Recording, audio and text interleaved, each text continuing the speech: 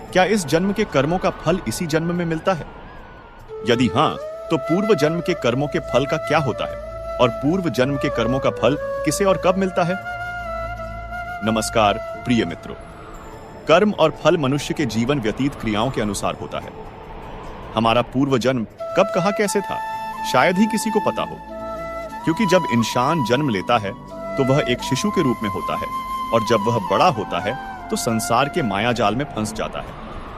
इंसान के कर्मों का फल उसके जीवन के आधार के अनुसार होता है। तो पुनर्जन्म क्या है और क्या हमारे कर्म जन्म से लेकर मौत तक हमारा अनुसरण करते हैं? गीता में भगवान श्री कृष्ण ने अर्जुन को यह बात समझाई थी कि लोगों को उनके कर्मों का फल हमेशा मिलता है। आपने महसूस किया होगा कि जो लोग अच्छे कर्म करते हैं वो परेशान रहते हैं, वहीं जो बुरे कर्म करते हैं वो खुशी से रह रहे होते हैं। अच्छे कर्म करने वाले परेशान होते हैं कि आखिर उन्हें इतनी परीक्षा क्यों देनी पड़ रही है, जबकि जो अधर्म की राह में हैं वो खुश हैं और जिंदगी का लुत्फ उठा रहे हैं। अगर आपके मन में भी ये सवाल आया है तो आज हम आपको इसका जवाब देंगे। ये जवाब वो है जो भगवत गीता में लिखा है और जो श्री कृष्ण ने अर्जुन को दिया था। भगवत गीता में वर्णित कथा के अनुसार जब भी अर्जुन के मन में कोई दुविधा होती थी तो वो श्री कृष्ण के पास पहुंच जाते थे। एक बार की बात है, अर्जुन ने भगवान श्री कृष्ण से आकर कहा कि वो दुविधा में है और इसका जवाब वो श्री कृष्ण से चाहते हैं। श्री कृष्ण ने पूछा कि क्या सवाल है?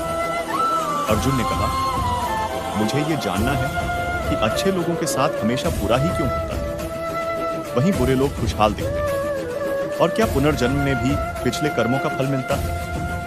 अर्जुन के मुंह से ऐसी बातें सुनकर श्री कृष्ण मुस्कुराए और कहा, मनुष्य जैसा सोचता है और महसूस करता है वैसा कुछ नहीं होता है, बल्कि अज्ञानता की वजह से वो सच्चाई नहीं समझ पाता है।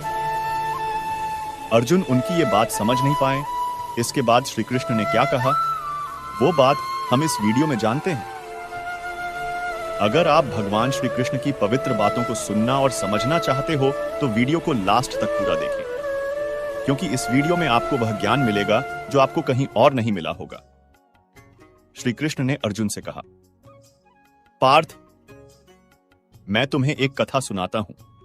उसे सुनकर तुम समझ जाओगे कि हर प्राणी को उसके कर्म के हिसाब से ही फल मिलता है। प्रकृति हर किसी को अपनी राह चुनने का मौका देती है। अब वो मनुष्य की इच्छा पर निर्भर करता है कि उसे धर्म की राह चुननी है या अधर्म की।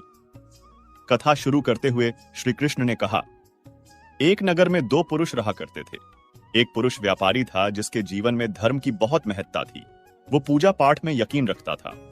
वो हर रोज मंदिर जाता था और दान धर्म भी करता था और हर रोज भगवान की पूजा करता था। वहीं दूसरा पुरुष बिल्कुल विपरीत था।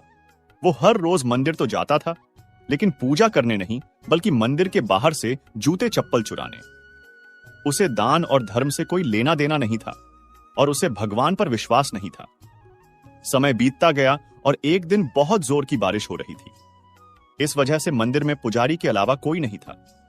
यह बात जब दूसरे पुरुष को पता चली तो उसने कहा कि यह सही मौका है मंदिर का धन चुराने का। पंडित से नजर बचाकर उसने मंदिर का सारा धन चुरा लिया। उसी समय धर्म कर्म में विश्वास रखने वाला व्यक्ति भी मंदिर पहुंचा। दुर्भाग्य से मंदिर के पुजारी ने उसे ही चोर समझ लिया और चिल्लाने लगे। वहां लोग एकत्र हो गए और उसे बहुत मारा। किसी तरह वो बचते बचाते वहां से निकला तो दुर्भाग्य ने उसका साथ वहां भी नहीं छोड़ा। मंदिर के बाहर वो एक गाड़ी से टकरा गया और घायल हो गया। फिर वो व्यापारी लंगड़ाते हुए घर जाने लगा तो रास्ते में उसकी मुलाकात उस पुरुष से हुई जिसने मंदिर से धन चुराया था। उसने कहा, आज तो मेरी किस्मत चमक गई, एक साथ इतना सारा धन मिल गया। ये सब देखकर उसे बहुत बुरा लगा और उसने अपने घर से भगवान की सारी तस्वीरें निकाल दी। कुछ सालों बाद दोनों की पुरुषों की मृत्यु हो गई। मरने के बाद जब दोनों यमराज की सभा में पहुंचे और भले पुरुष ने दूसरे व्यक्ति को देखा तो उसे बहुत गुस्सा आया। उसने क्रोधित होकर यमराज से पूछ ही लिया, मैं तो हमेशा अच्छे कर्म करता था, दान में विश्वास रखता था, उसके बदले जीवन भर मुझे अपमान और दर्द ही मिला और इस व्यक्ति को नोटों से भरी पोटली। आखिर ऐसा भेदभाव क्यों?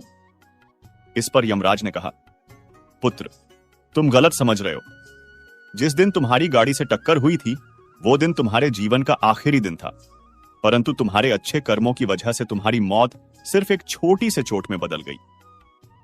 तुम इस दुष्ट व्यक्ति के बारे में जानना चाहते हो। दरअसल इसके भाग्य में राजयोग था, मगर इसके कुकर्मों और अधर्म की वजह से वो सिर्फ एक छोटी सी धन की पोटली में बदल गया। कथा सुनाने के बाद श्री कृष्ण अर्जुन से कहते हैं, पार्थ, क्या अब तुम्हें तुम्हारे सवाल का जवाब मिल गया?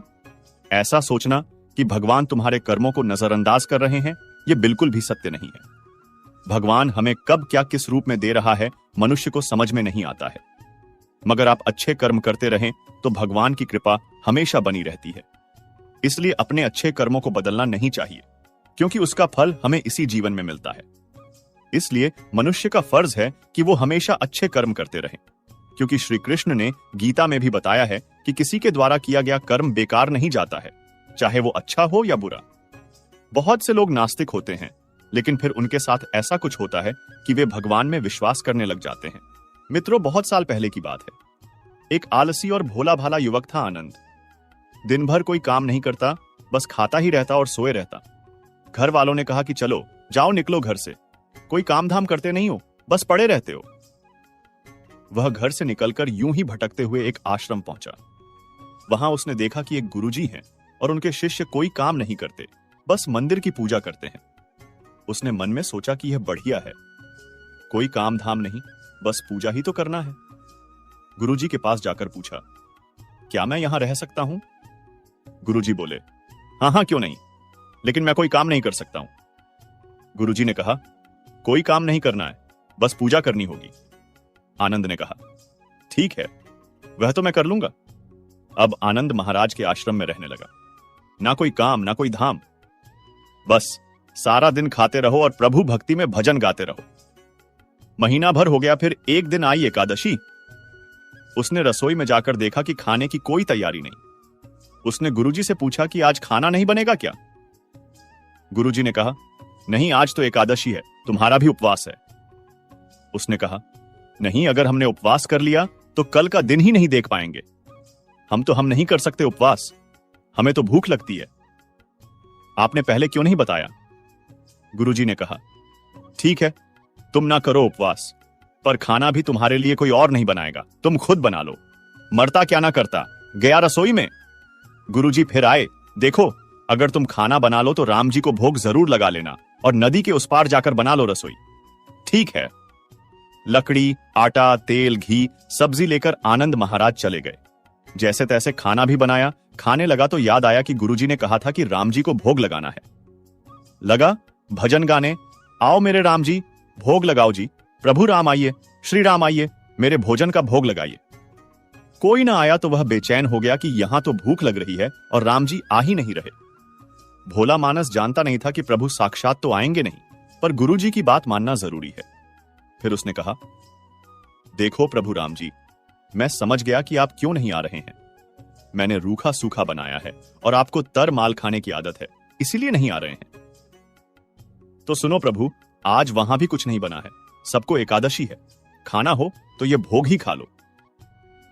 श्री राम अपने भक्त की सरलता पर बड़े मुस्कुराए और माता सीता के साथ प्रकट हो गए। भक्त असमंजस में, गुरुजी ने तो कहा था कि राम जी आएंगे, पर यहां तो माता सीता भी आई हैं और मैंने तो भोजन बस 2 लोगों का बनाया है। चलो कोई बात नहीं, आज इन्हें ही खिला देते हैं। बोला, प्रभु मैं भूखा रह गया, लेकिन मुझे आप दोनों को देखकर बड़ा अच्छा लग रहा है। लेकिन अगली एकादशी पर ऐसा ना करना, पहले बता देना कि कितने जन आ रहे हो, और हां, थोड़ा जल्दी आ जाना। राम जी उसकी बात पर बहुत ही मुदित हुए, प्रसाद ग्रहण करके चले गए। अगली एकादशी तक यह भोला मानस सब भूल गया। उसे लगा कि प्रभु ऐसे ही आते होंगे और प्रसाद ग्रहण करते होंगे। फिर एकादशी आई। गुरुजी से कहा, मैं चला अपना खाना बनाने, पर गुरुजी थोड़ा ज्यादा अनाज लगेगा, वहां 2 लोग आते हैं। गुरुजी मुस्कुराए, भूख के मारे बावला है, ठीक है, ले जा और अनाज ले जा। अब की बार उसने 3 लोगों का खाना बनाया। फिर गुहार लगाई, प्रभु राम आइए, सीता राम आइए, मेरे भोजन का भोग लगाइए। प्रभु की महिमा भी निराली है। भक्त के साथ कौतुक करने में उन्हें भी बड़ा मजा आता है। इस बार वे अपने भाई लक्ष्मण, भरत, शत्रुघ्न और हनुमान जी को लेकर आ गए। भक्त को चक्कर आ गए। यह क्या हुआ? एक का भोजन बनाया तो दो आए, आज दो का खाना ज्यादा बनाया तो पूरा खानदान आ गया। लगता है आज भी भूखा ही रहना पड़ेगा। सबको भोजन खिलाया और बैठे बैठे देखता रहा। अनजाने में ही उसकी भी एकादशी हो गई। फिर अगली एकादशी आने से पहले गुरुजी से कहा, गुरुजी, ये आपके प्रभु राम जी अकेले क्यों नहीं आते? हर बार कितने सारे लोग ले आते हैं, इस बार अनाज ज्यादा देना। गुरुजी को लगा कहीं यह अनाज बेचता तो नहीं है, देखना पड़ेगा जाकर। भंडार में जाकर कहा, इसे जितना अनाज चाहिए दे दो, और छुपकर उसे देखने चल पड़े। इस बार आनंद ने सोचा, खाना पहले नहीं बनाऊंगा, पता नहीं कितने लोग आ जाएं, पहले बुला लेता हूं फिर बनाता हूं। फिर आवाज लगाई, प्रभु राम आइए, श्री राम आइए, मेरे भोजन का भोग लगाइए। सारा राम दरबार मौजूद। इस बार तो हनुमान जी भी साथ आए, लेकिन यह क्या, प्रसाद तो तैयार ही नहीं है।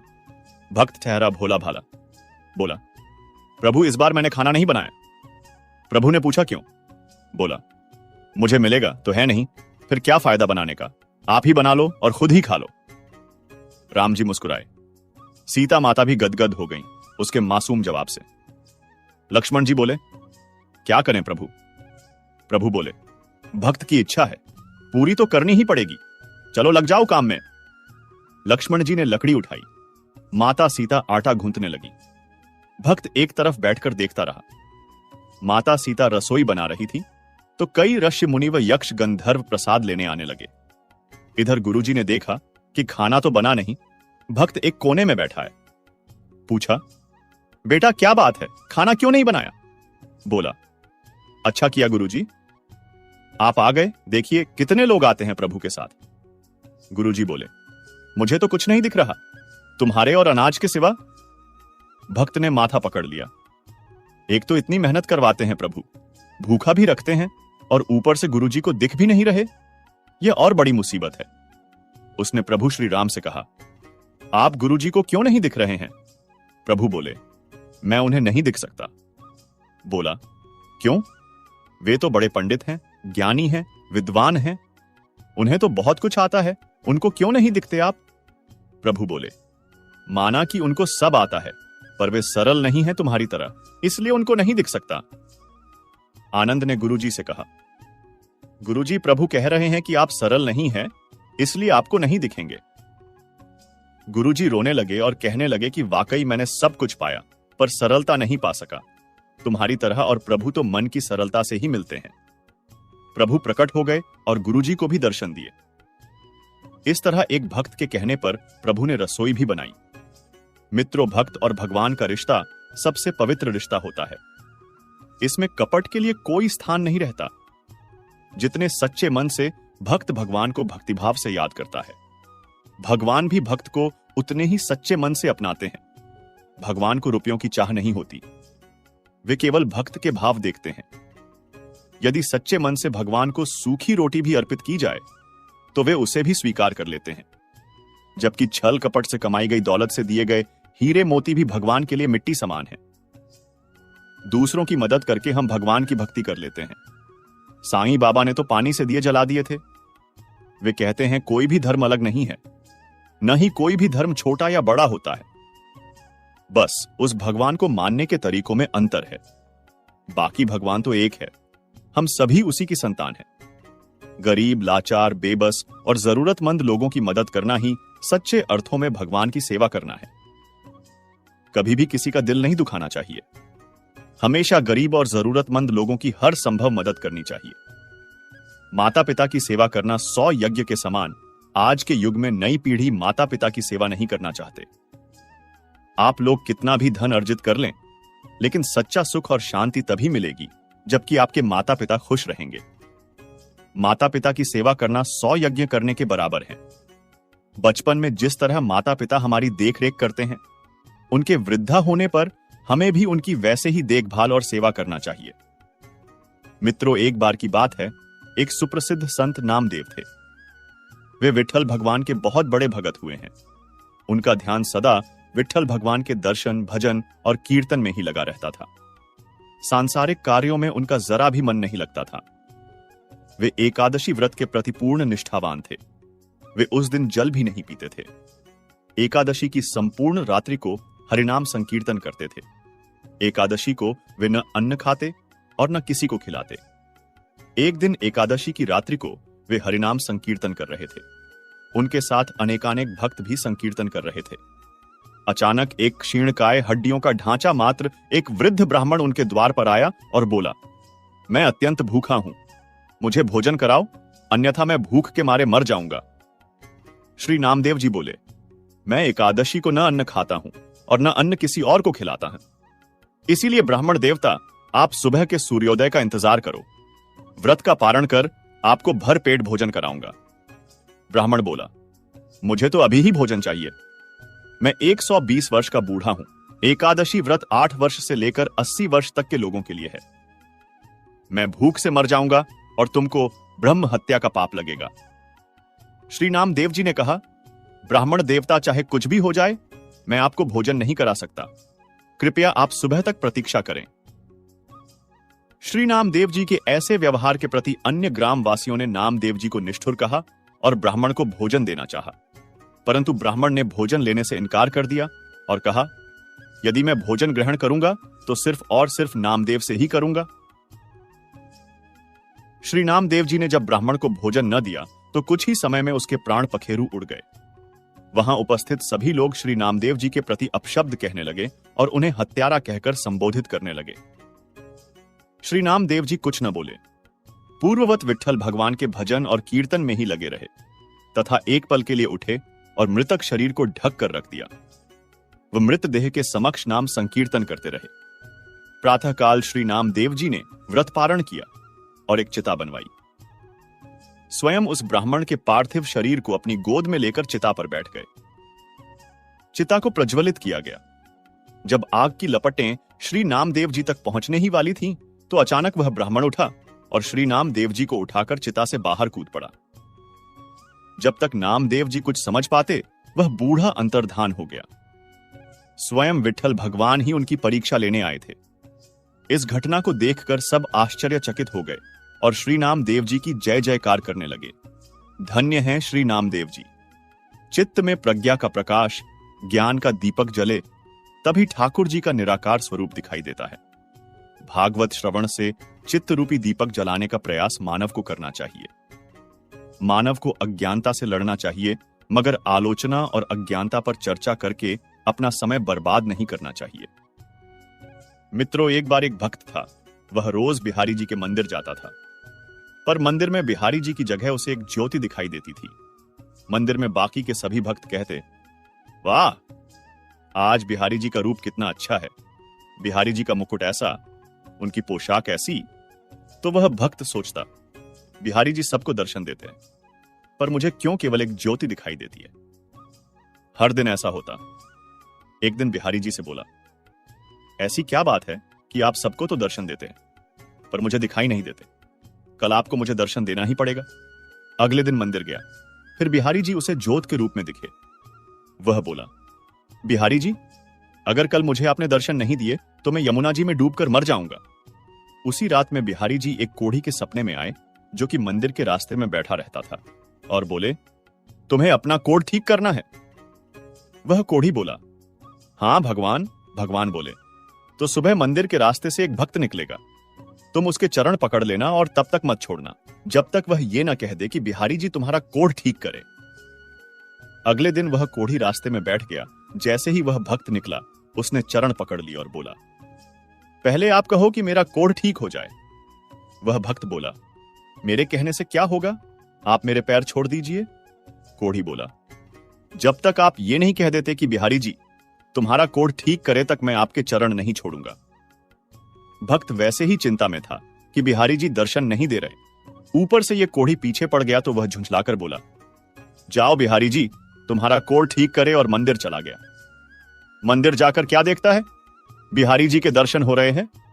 बिहारी जी से पूछने लगा, अब तक आप मुझे दर्शन क्यों नहीं दे रहे थे? तो बिहारी जी बोले, तुम मेरे निष्काम भक्त हो, आज तक तुमने मुझसे कभी कुछ नहीं मांगा, इसलिए मैं क्या मुंह लेकर तुम्हें दर्शन देता। यहां सभी भक्त कुछ ना कुछ मांगते रहते हैं, इसलिए मैं उनसे नजरें मिला सकता हूं। पर आज तुमने रास्ते में उस कोढ़ी से कहा कि बिहारी जी तुम्हारा कोढ़ ठीक कर दे, इसलिए मैं तुम्हें दर्शन देने आ गया। भगवान की निष्काम भक्ति ही करनी चाहिए। भगवान की भक्ति करके यदि संसार के ही भोग सुख ही मांगे तो फिर वह भक्ति नहीं, वह तो सौदेबाजी है। मित्रों, एक बार एक नवयुवक किसी संत के पास पहुंचा और बोला, महात्मा जी, मैं अपनी जिंदगी से बहुत परेशान हूं, कृपया इस परेशानी से निकलने का उपाय बताएं। संत बोले, पानी के ग्लास में एक मुट्ठी नमक डालो और उसे पियो। युवक ने ऐसा ही किया। इसका स्वाद कैसा लगा? संत ने पूछा। बहुत ही खराब, एकदम खारा, युवक ठूंकते हुए बोला। संत मुस्कुराते हुए बोले, एक बार फिर अपने हाथ में एक मुट्ठी नमक ले लो और मेरे पीछे पीछे आओ। दोनों धीरे धीरे आगे बढ़ने लगे और थोड़ी दूर जाकर स्वच्छ पानी से बनी एक झील के सामने रुक गए। चलो, अब इस नमक को पानी में डाल दो, संत ने निर्देश दिया। युवक ने ऐसा ही किया। अब इस झील का पानी पियो, संत बोले। युवक पानी पीने लगा। एक बार फिर संत ने पूछा, बताओ, इसका स्वाद कैसा है? क्या अभी भी तुम्हें यह खारा लग रहा है? नहीं, यह तो मीठा है, बहुत अच्छा है, युवक बोला। संत युवक के बगल में बैठ गए और उसका हाथ थामते हुए बोले, जीवन के दुख बिल्कुल नमक की तरह हैं, न इससे कम न ज्यादा। जीवन में दुख की मात्र वही रहती है, बिल्कुल वही। लेकिन हम कितने दुख का स्वाद लेते हैं, ये इस पर निर्भर करता है कि हम उसे किस पात्र में डाल रहे हैं। इसलिए जब तुम दुखी हो तो सिर्फ इतना कर सकते हो कि खुद को बड़ा कर लो, ग्लास मत बने रहो, झील बन जाओ। जन्म लिया है तो सिर्फ सांसें मत लीजिए, जीने का शौक भी रखिए। एक संत थे, वे भगवान राम को मानते थे। कहते हैं, यदि भगवान से निकट आना है तो उनसे कोई रिश्ता जोड़ लो। जहां जीवन में कमी है वहीं ठाकुर जी को बैठा दो, वे जरूर उस संबंध को निभाएंगे। इसी तरह संत भी भगवान राम को अपना शिष्य मानते थे और शिष्य पुत्र के समान होता है, इसलिए माता सीता को पुत्र वधू बहू के रूप में देखते थे। उनका नियम था, रोज मंदिर जाते और अपनी पहनी माला भगवान को पहनाते थे। पर उनकी यह बात मंदिर के लोगों को अच्छी नहीं लगती थी। उन्होंने पुजारी से कहा, ये बाबा रोज मंदिर आते हैं और भगवान को अपनी उतारी हुई माला पहनाते हैं। कोई तो बाजार से खरीदकर भगवान को पहनाता है और ये अपनी पहनी हुई भगवान को पहनाते हैं। पुजारी जी को सबने भड़काया कि बाबा की माला आज भगवान को मत पहनाना। अब जैसे ही बाबा मंदिर आए और पुजारी जी को माला उतार कर दी, तो आज पुजारी जी ने माला भगवान को पहनाने से इनकार कर दिया और कहा, यदि आपको माला पहनानी है तो बाजार से नई माला लेकर आए, ये पहनी हुई माला ठाकुर जी को नहीं पहनाएंगे। वे बाजार गए और नई माला लेकर आए। आज संत मन में बहुत ही उदास थे। अब जैसे ही पुजारी जी ने वह नई माला भगवान श्री राम को पहनाई, तुरंत वह माला टूटकर नीचे गिर गई। उन्होंने फिर जोड़कर पहनाई, फिर टूटकर गिर पड़ी। ऐसा 3-4 बार किया, पर भगवान ने वह माला स्वीकार नहीं की। तब पुजारी जी समझ गए कि मुझसे बहुत बड़ा अपराध हो गया है और पुजारी जी ने बाबा से क्षमा मांगी। संत सीता जी को बहू मानते थे, इसलिए जब भी मंदिर जाते, पुजारी जी सीता जी के विग्रह के आगे पर्दा कर देते थे। भाव यह होता था कि बहू ससुर के सामने सीधे कैसे आए, और बाबा केवल राम जी का ही दर्शन करते थे। जब भी बाबा मंदिर आते तो बाहर से ही आवाज लगाते, पुजारी जी हम आ गए, और पुजारी जी झट से सीता जी के आगे पर्दा कर देते। एक दिन बाबा ने बाहर से आवाज लगाई, पुजारी जी हम आ गए। उस समय पुजारी जी किसी दूसरे काम में लगे हुए थे, उन्होंने सुना नहीं। तब सीता जी ने तुरंत अपने विग्रह से बाहर आई और अपने आगे पर्दा कर दिया। जब बाबा मंदिर में आए और पुजारी ने उन्हें देखा तो बड़ा आश्चर्य हुआ, और सीता जी के विग्रह की ओर देखा तो पर्दा लगा है। पुजारी बोले, बाबा आज आपने आवाज तो लगाई ही नहीं। बाबा बोले, पुजारी जी मैं तो रोज की तरह आवाज लगाने के बाद ही मंदिर में आया। तब बाबा समझ गए कि सीता जी ने स्वयं की आसन छोड़कर आई और उन्हें मेरे लिए इतना कष्ट उठना पड़ा। आज से हम मंदिर में प्रवेश ही नहीं करेंगे। अब बाबा रोज मंदिर के सामने से निकलते और बाहर से ही आवाज लगाते, अरे चेलाराम तुम्हें आशीर्वाद है, सुखी रहो, और चले जाते। सच है, भक्त का भाव ठाकुर जी रखते हैं और उसे निभाते भी है। चलो मन वृंदावन की ओर, प्रेम का रस जहां छलके है, कृष्णा नाम से भोर भक्ति की रीत जहां पल पल है, प्रेम प्रीति की डोर राधे राधे। झपते झपते दिख जाए चितचोर, चलो मन वृंदावन की ओर। भगवान भक्त की पुकार सुनते हैं, बस हृदय से पुकारने वाला होना चाहिए। आपको यदि भगवान पर विश्वास है तो वो आपको किसी भी स्थिति परिस्थिति से निकाल लेते हैं। मीरा जी जब भगवान कृष्ण के लिए गाती थी तो तो भगवान बड़े ध्यान से सुनते थे। सूरदास जी जब पद गाते थे तब भी भगवान सुनते थे। और कबीर जी ने तो यहां तक कह दिया, चींटी के पग नुपुर बाजे वह भी साहब सुनता है। एक चींटी कितनी छोटी होती है, आप कल्पना कीजिए, अगर उसके पैरों में भी घुंघरू बांध दे तो उसकी आवाज को भी भगवान सुनते हैं। यदि आपको लगता है कि आपकी पुकार भगवान नहीं सुन रहे तो यह आपका भ्रम है, या फिर आपने भगवान के स्वभाव को नहीं जाना। कभी प्रेम से उनको पुकारो तो सही, कभी उनकी याद में आंसू गिराओ तो सही। मैं तो यहां तक कह सकता हूं कि केवल भगवान ही है जो आपकी बात को सुनता है। एक छोटी सी कथा संत बताते हैं। एक भगवान जी के भक्त हुए थे। उन्होंने 20 साल तक लगातार भगवत गीता जी का पाठ किया। अंत में भगवान ने उनकी परीक्षा लेते हुए कहा, अरे भक्त, तू सोचता है कि मैं तेरे गीता के पाठ से खुश हूं, तो यह तेरा भ्रम है। मैं तेरे पाठ से बिल्कुल भी प्रसन्न नहीं हुआ। जैसे ही भक्त ने सुना तो वो नाचने लगा और झूमने लगा। भगवान ने बोला, अरे, मैंने कहा कि मैं तेरे पाठ करने से खुश नहीं हूं और तू नाच रहा है। वो भक्त बोला, भगवान जी, आप खुश हो या नहीं हो यह बात मैं नहीं जानता, लेकिन मैं तो इसलिए खुश हूं कि आपने मेरा पाठ कम से कम सुना तो सही, इसलिए मैं नाच रहा हूं। यह होता है भाव। थोड़ा सोचिए, जब द्रौपदी जी ने भगवान कृष्ण को पुकारा तो क्या भगवान ने नहीं सुना? भगवान ने सुना भी और लाज भी बचाई। जब गजेंद्र हाथी ने ग्राह से बचने के लिए भगवान को पुकारा तो क्या भगवान ने नहीं सुना? बिल्कुल सुना, और भगवान अपना भोजन छोड़कर आए। कबीरदास जी, तुलसीदास जी, सूरदास जी, हरिदास जी, मीराबाई जी, भाई पोद्दार जी, राधा बाबा जी, श्री राम सुखदास जी और न जाने कितने संत हुए जो भगवान से बात करते थे और भगवान भी उनकी सुनते थे। इसलिए जब भी भगवान को याद करो, उनका नाम जप करो, तो यह मत सोचना कि भगवान आपकी पुकार सुनते होंगे या नहीं। कोई संदेह मत करना, बस हृदय से उनको पुकारना। आपको खुद लगेगा कि हां, भगवान आपकी पुकार को सुन रहे हैं। पारिवारिक व सांसारिक संबंधों की डोर कच्ची होती है जो कभी भी टूट सकती है। संसार में एक ही रिश्ता सबसे मजबूत है और वह है भगवान व भक्त का संबंध। जो लोग श्रद्धा भाव से भगवान पर भरोसा करते हैं और अपना हर कार्य उनके भरोसे छोड़ देते हैं, भगवान ऐसे सच्चे भक्तों का भरोसा कभी टूटने नहीं देते।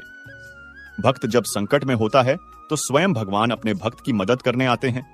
आप चाहे कितने भी सक्षम हो, कितनी भी धन दौलत हो, लेकिन भगवान को न भूलो। हर पल भगवान को अपने दिल में बसाए रखो।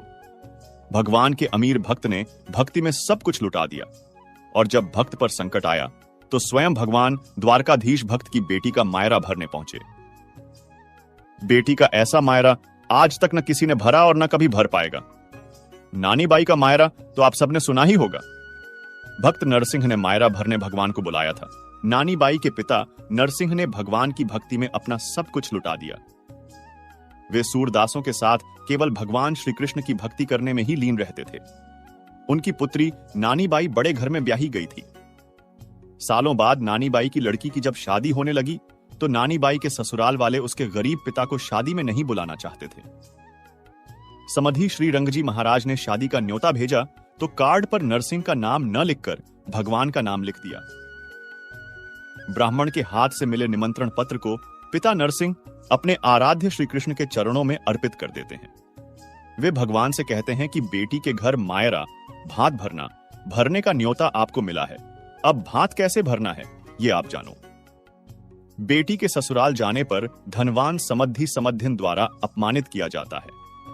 इस पर नरसिंह कहते हैं कि जितना भात भरवाना हो भरवा लो, क्योंकि उन्हें भरोसा होता है कि स्वयं भगवान उनकी बेटी का भात भरने आएंगे। भगवान द्वारकाधीश अपने भक्त की लाज रखते हैं और स्वयं शादी में आकर नानी बाई के ससुराल वालों द्वारा दी गई मायरे की लिस्ट में लिखी सभी मांगों को पूरा करते हैं। भगवान ने गांव के हर सदस्य रिश्तेदार के लिए मांगे गए हीरे, जवाहरात, सोना, चांदी उपहार के रूप में दिया। ऐसा मायरा आज तक दुनिया में किसी ने नहीं भरा और न कभी भर पाएगा। जिसने भी इस पृथ्वी जन्म लिया और ईश्वर में विश्वास करता है तो वह ईश्वर की भक्ति अवश्य करता है। पृथ्वी पर जन्म लेने वाले ज्यादातर लोग भगवान में आस्था रखते हैं और उनकी भक्ति करते हैं, परंतु हर मनुष्य का भक्ति करने का तरीका भिन्न होता है। सभी अपनी तरह से ईश्वर को प्रसन्न करने का प्रयास करते हैं। गीता में भगवान श्री कृष्ण ने स्वयं इस बारे में बताते हुए कहा है कि चतुर्विधा भजन्ते मां जना, सुकृतिनो अर्जुन, आर्तो जिज्ञासुरर्थार्थी ज्ञानी च भरतर्षभ। इस तरह से भगवान कृष्ण ने 4 प्रकार के भक्तों के बारे में बताया है। ये 4 प्रकार के भक्त होते हैं आर्त, जिज्ञासु, अर्थार्थी और ज्ञानी। अर्थार्थी सबसे निम्न श्रेणी के भक्त हैं। उससे श्रेष्ठ आर्त, आर्त से श्रेष्ठ जिज्ञासु और जिज्ञासु से भी श्रेष्ठ भक्त ज्ञानी हैं। जो लोग ईश्वर को केवल लोभ यानी धन, वैभव, सुख, समृद्धि आदि के लिए ही ईश्वर का स्मरण करते हैं, ऐसे लोगों के लिए भगवान से ज्यादा भौतिक सुख सर्वोपरि होता है। इस तरह से भक्तों को अर्थार्थी निम्न कोटि के भक्त की श्रेणी में रखा जाता है। कुछ लोग भगवान को केवल तभी याद करते हैं जब उन्हें किसी प्रकार का कष्ट हो, वे दुख और समस्या से घिरे हुए हो। यानी जो भक्त समस्या के समय ईश्वर को याद करते हैं वे आर्त भक्त की श्रेणी में आते हैं। ये निम्न कोटि से थोड़े श्रेष्ठ होते हैं। जिज्ञासु अर्थात जिसमें कुछ जानने की जिज्ञासा हो, कहने का अर्थ यह है कि जो लोग भगवान को अपनी निजी समस्या के लिए याद न करें, संसार में फैले हुए अनित्य को देखकर ईश्वर की खोज में लगते हैं और ईश्वर की भक्ति करते हैं। ऐसा भक्त जो केवल ईश्वर की चाह रखता है, वह केवल ईश्वर में लीन रहना चाहता है, वह भगवान के किसी भी प्रकार की कोई इच्छा नहीं रखता है। ईश्वर ऐसे भक्तों पर हमेशा अपनी कृपा रखते हैं और हमेशा अपने भक्त की रक्षा करते हैं। ऐसे भक्त ईश्वर की आत्मा होते हैं। दोस्तों, एक बार की बात है, एक बार भोला नाम का एक आदमी था। भोला शहर की एक छोटी सी गली में रहता था। वह मेडिकल की दुकान चलाता था। सारी दवाइयों की उसे अच्छी जानकारी थी। पूरी दुकान खुद संभालता था, इसलिए कौन सी दवा कहां रखी है उसे अच्छी तरह पता था। वो पूरी ईमानदारी से अपना काम करता था। ग्राहकों को सही दवा सही दाम पर देता था। सब कुछ अच्छा होने के बाद भी भोला नास्तिक था। भगवान में उसका जरा भी विश्वास नहीं था। वह पूरा दिन दुकान पर काम करता और शाम को परिवार तथा दोस्तों के साथ समय गुजारता था। उसे ताश खेलने का शौक था। जब भी टाइम मिलता दोस्तों के साथ ताश खेलने बैठ जाता था। एक दिन वह दुकान पर था, तभी कुछ दोस्त आए। तभी भारी बारिश भी शुरू हो गई। रात हो गई थी, लेकिन सभी बारिश थमने का इंतजार कर रहे थे। बिजली भी चली गई थी। बैठे बैठे क्या करें, सोचा मोमबत्ती की रोशनी में ताश ही खेल लेते हैं। सारे दोस्त दुकान में ताश खेलने बैठ गए। सभी ताश में मगन थे। तभी एक बच्चा भागता हुआ आया। वह पूरी तरह भीग चुका था। उसने जेब से दवा की एक पर्ची निकाली और भोला से दवा मांगी। भोला खेल में मगन था। उसने पहली बार में तो ध्यान ही नहीं दिया। तभी लड़ने को जोर से आवाज देते हुए कहा, मेरी मां बहुत बीमार है। सारी दवा दुकानें बंद हो गई हैं। एक आपकी दुकान ही खुली है। आप दवा देंगे तो मेरी मां ठीक हो जाएगी। भोला आधे अधूरे मन से उठा, पर्ची देखी और अंदाज से दवा की एक शीशी उठाकर उसे दे दी। पैसे काटकर लड़के को लौटा दिए। बच्चा भागते हुए चला गया। तभी बारिश थम गई। भोला के दोस्त चले गए और भोला भी दुकान बंद करने लगा। तभी उसे ध्यान आया कि रोशनी कम होने के कारण उसने गलती से बच्चे को चूहे मारने वाली दवा की शीशी दे दी है। भोला के हाथ पांव फूल गए। उसका दिल जोर जोर से आवाज करने लगा। उसकी 10 साल की नेकी पर मानो जैसे ग्रहण लग गया। उस बच्चे के बारे में सोचकर वह घबराने लगा। सोचा, यदि यह दवाई उसने अपनी बीमार मां को दे दी तो वह अवश्य मर जाएगी। बच्चा भी बहुत छोटा होने के कारण उस दवाई को तो पढ़ना भी नहीं जानता होगा। एक पल वह अपनी इस भूल को कोसने लगा और ताश खेलने की अपनी आदत को छोड़ने का निश्चय कर लिया। पर यह बात तो बाद के बाद देखी जाएगी। अब क्या किया जाए? उस बच्चे का पता ठिकाना भी तो वह नहीं जानता। कैसे उस बीमार मां को बचाया जाए? सच में कितना विश्वास था उस बच्चे की आंखों में। भोला को कुछ सूझ नहीं रहा था। घर जाने की उसकी इच्छा अब मर गई। दुविधा और बेचैनी उसे घेरे हुए थी। घबराहट में वह इधर उधर देखने लगा। पहली बार उसकी नजर दीवार के उस कोने में गई जहां उसके पिता ने जिद करके भगवान श्री कृष्ण की तस्वीर दुकान के उद्घाटन के वक्त लगाई थी। तब पिता ने कहा था, भगवान की भक्ति में बहुत शक्ति होती है। वह हर जगह व्याप्त है और हमें सदैव अच्छे कार्य करने की प्रेरणा देता है। भोला को यह सारी बात याद आने लगी। आज उसने इस अद्भुत शक्ति को आजमाना चाहा। उसने कई बार अपने पिता को भगवान की तस्वीर के सामने हाथ जोड़कर आंखें बंद करते हुए पूजा करते देखा था। उसने भी आज पहली बार कमरे के कोने में रखी उस धूल भरी कृष्ण की तस्वीर को देखा और आंखें बंद कर दोनों हाथों को जोड़कर वहीं बैठ गया। कुछ देर बाद वह छोटा बच्चा फिर दुकान में आया। भोला के पसीने छूटने लगे। वह बहुत अधीर हो उठा। पसीना पोंछते हुए उसने कहा, क्या बात है बेटा, तुम्हें क्या चाहिए? बच्चे की आंखों से पानी छलकने लगा। उसने रुकते रुकते कहा, बाबूजी, बाबूजी, मां को बचाने के लिए मैं दवाई की शीशी लिए भागे जा रहा था। घर के करीब पहुंच भी गया था। बारिश की वजह से आंगन में पानी भरा था और मैं फिसल गया। दवाई की शीशी गिरकर टूट गई। क्या आप मुझे वही दवाई की दूसरी शीशी दे सकते हैं बाबूजी? बच्चे ने उदास होकर पूछा। हां हां, क्यों नहीं? भोला ने राहत की सांस लेते हुए कहा। लो, यह दवाई। पर उस बच्चे ने दवाई की शीशी लेते हुए कहा, पर मेरे पास तो पैसे नहीं है। उस बच्चे ने हिचकिचाते हुए से कहा। भोला को उस पर दया आई। कोई बात नहीं, तुम यह दवाई ले जाओ और अपनी मां को बचाओ। जाओ, जल्दी करो, और हां, अब की बार जरा संभल के जाना। लड़ डाका। अच्छा बाबूजी, कहता हुआ खुशी से चल पड़ा। अब भोला की जान में जान आई। भगवान को धन्यवाद देता हुआ अपने हाथों से उस धूल भरी तस्वीर को लेकर अपनी धोती से पोंछने लगा और अपने सीने से लगा लिया। और उसे समझ में आ गया कि भक्त अगर सच्चे मन से भगवान को याद करें तो भगवान उसकी रक्षा जरूर करते हैं और भगवान उनके सारे संकट हर लेते हैं। दोस्तों, जब हमें अगले जन्म का बोध ही नहीं होगा तो हम क्यों सिर्फ अच्छे ही कर्म करें? कैसे जाने कि कोई घटना हमारे पूर्व जन्म के कर्म का परिणाम है या इस जन्म के कर्म का? किन कर्मों के प्रभाव से किन्नरों का जन्म होता है? क्या सच में पूर्व जन्म के कर्मों का फल इस जन्म में भोगना होता है? अगर ऐसा है तो पूर्व जन्म के किस कर्म की सजा इस जन्म में बेरोजगारी और विवाह में बाधा के रूप में है? पिछले किसी जन्म में पूर्वजों की काफी जायदाद मिली। पत्नी कहती रही कि कुछ दान करें, पर टालते रहे और धीरे धीरे धन की कमी भी होने लगी। इसलिए दान या किसी भलाई के काम के लिए बजट नहीं रखा। ऐशो आराम का जीवन जिए जिसमें पत्नी की बहुत उपेक्षा हुई। उपरोक्त जन्म के तुरंत बाद ही वर्तमान जन्म हुआ हो, जरूरी नहीं है। बेरोजगारी अथवा पैसा कमाने का पूर्व जन्म पर नहीं, बल्कि पुरुषार्थ पर अवलंबन है और समय पर पुरुषार्थ करके पैसा नहीं कमाया, इसलिए अब शादी भी नहीं हो रही है। अगर आप बगैर हाथ या पैर के दिव्यांग पैदा होते तो कह सकते थे कि पूर्व जन्म के किसी कर्म की सजा इस जन्म में बेरोजगारी और विवाह में बाधा रूप में हुई है। क्या सच में पूर्व जन्म के कर्मों का फल इस जन्म में भोगना होता है? तो यह बात तो आप सबको भी पता ही होगी कि अगर हम कुछ कमाई भी नहीं कर रहे हैं और हमारी शादी नहीं हुई तो उसकी वजह हम खुद ही है। क्योंकि गरीब पैदा होना कोई गलत बात नहीं है, लेकिन गरीब ही मर जाना बहुत ही गलत बात है। क्योंकि अगर हमारे हाथ पैर सही सलामत है तो हम सब कुछ कर सकते हैं। और आजकल तो जिन लोगों के हाथ पैर भी नहीं है वह लोग भी देश में नाम कमा रहे हैं। यह बात बिल्कुल सही है। हमारे इस जन्म में हमारे जन्म से मृत्यु तक जो कुछ भी मिलते हैं वह सारे पूर्व कर्म का फल है। यह सारे संजोग रूपी कर्म फल पाने के वक्त अज्ञानता से हम नए कर्म बीज होते हैं या डालते हैं जिसका फल हमें जरूर मिलेगा। उदाहरण के तौर पर पक्के आम खाने के बाद जब हम उसकी गुठली जमीन में बोते हैं और खाद पानी वगैरह देते हैं तो उसका फल तुरंत नहीं मिलता, बल्कि 4-5 साल बाद पहला फल गर्मी के सीजन में ही मिलता है। वैसा ही हमारे कर्मों का फल का हिसाब किताब है। पूर्व जन्म में यदि हमने किसी को दुख दिया तो इस जन्म में हमें वह दुख के 3-4 गुना दुख इस जन्म में पाते हैं, चक्रवृद्धि ब्याज जैसा।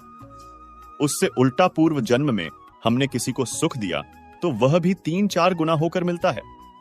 इस जन्म में मिलने वाले सुख दुख के प्रमाण को देखकर हमें समझना चाहिए कि जैसा हमने कर्म किया, जैसा बोया वैसा फल मिला। तो हमें सारा जगत या जो भी मनुष्य हमें मिलता है वह निर्दोष ही दिखेगा और हमें निरंतर बहुत शांति रहेगी। निज दोष से सारा जगत निर्दोष दिखेगा। अब दोस्तों, आपके दिमाग में यह सवाल आया होगा कि क्या कर्म के आधार पर दूसरा जन्म निश्चित होता है? क्या ईश्वर इतना कमजोर और असहाय है कि इस जन्म के कर्मों का फल अगले जन्म में देता है? क्या यह सत्य है कि मनुष्य के कर्मों की सजा उसके पिछले जन्मों के कर्मों के अनुसार ही मिलती है? ये निष्काम कर्म की बात क्या है? ऐसा क्यों कहा जाता है कि संसार कर्म प्रधान है? क्या यह सच है पूर्व जन्म के कर्मों का फल इस जन्म में भी मिलता है? सभी कर्मों का फल तुरंत मिले यह जरूरी नहीं। जिस कर्मों का फल पूर्व जन्म में नहीं भुगता वही इस जन्म में भुगतना होगा, दोबारा भुगतने की जरूरत नहीं है। जी हां, यह 100% सच है। क्या इंसान अपने इस जन्म में जो भी है वो अपने पिछले कर्मों की वजह से है, या फिर इस जन्म के कर्मों की सजा या इनाम इसी जन्म में मिल जाता है?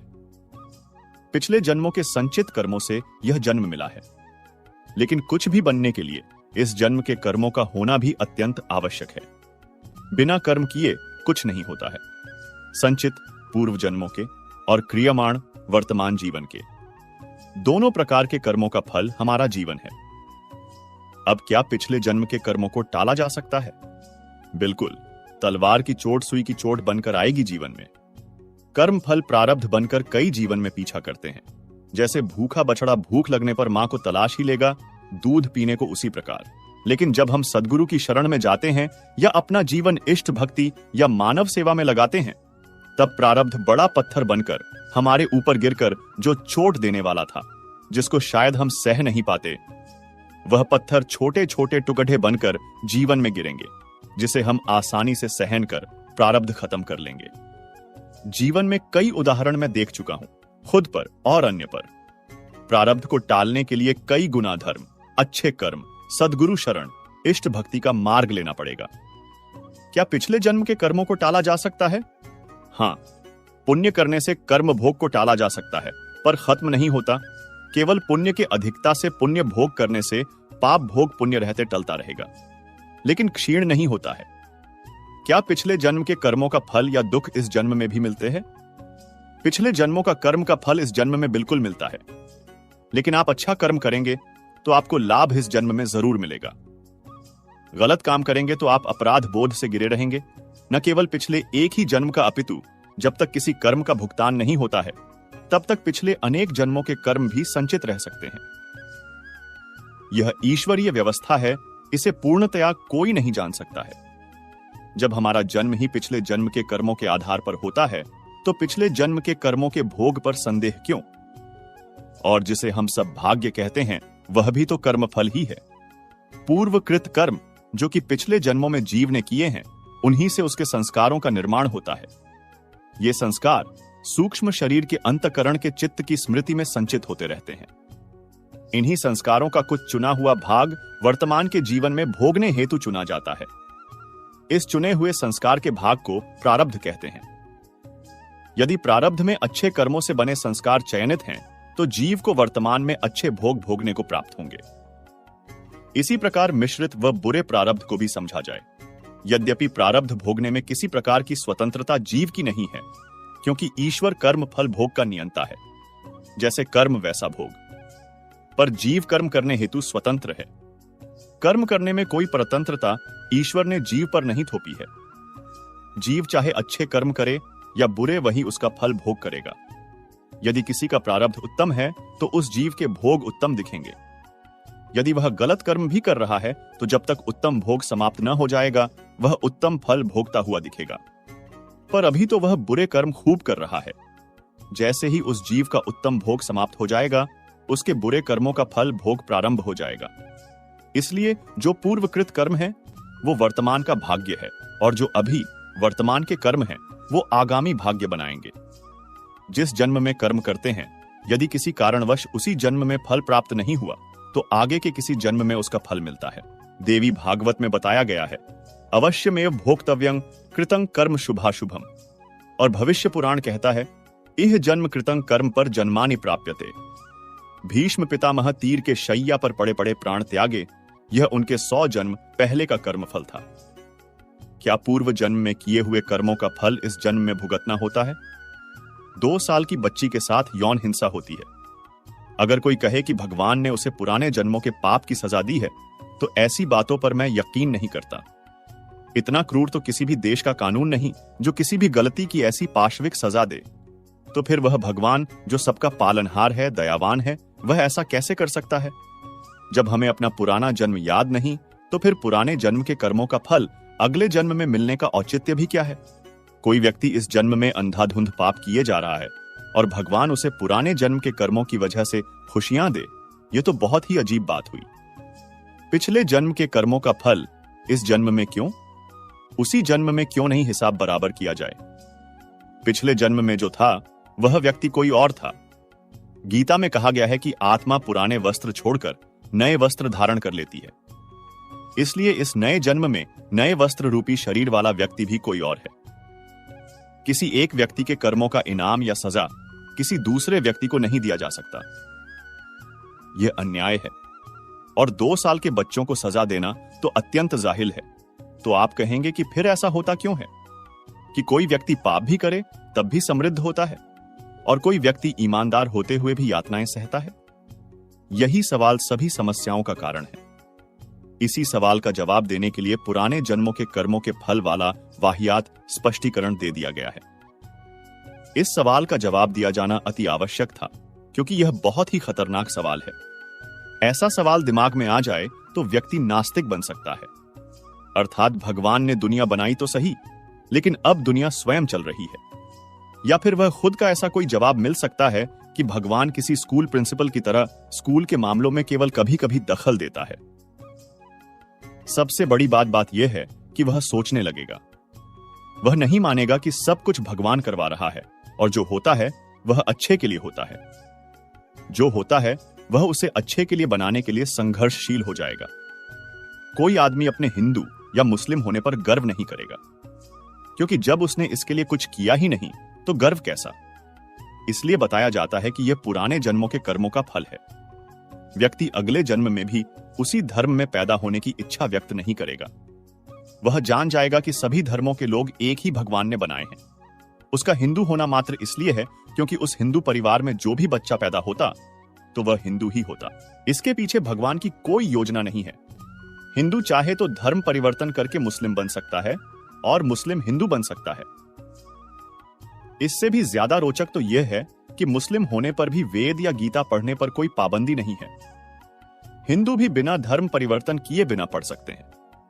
एक मजदूर अपने ऊपर हो रहे अन्याय को अपना नसीब मानकर चुप रहने के बजाय उसके खिलाफ आवाज उठाएगा। वह जान जाएगा कि किसी के महंगे कपड़ों को सलाम ठोकने की कोई जरूरत नहीं। वह जान जाएगा कि भगवान उसके बच्चों के भूख से तिल मिलाने के लिए जिम्मेवार नहीं है। भगवान उसके बच्चों को मजदूर बनने के लिए मजबूर नहीं करता, बल्कि एक व्यवस्था है जो अमीर को अमीर और गरीब को गरीब बनाने पर तुली है। अगर हम अपने कर्मों का फल इसी जन्म में पाते हैं तो हम शायद ही कभी इनका कारण समझ पाएं कि भगवान कर्म की सजा इसी जन्म में क्यों नहीं देते। अगले जन्म में तो हमें हमारे किए कर्म याद भी नहीं होते हैं। फिर हम या तो भगवान से शिकायत करते हैं कि हमारे साथ ऐसा क्यों इसी जन्म में हो, तो हमें गलती का एहसास हो और हम सुधार सकते हैं। कर्म फल का सिद्धांत मानव जीवन को दिशा देने के लिए है। जहां गरीबी थी वहां कयामत का सिद्धांत चला और जहां अमीरी थी वहां पुनर्जन्म का सिद्धांत चला। भारत में अमीर देश था तो यहां धन और शक्ति से संपन्न लोगों को बुरा कर्म करोगे तो अगले जन्म में भुगतोगे, यह डर दिखाया गया, जिससे संपन्नता के नशे में चूर व्यक्ति अधर्म करने से डरे।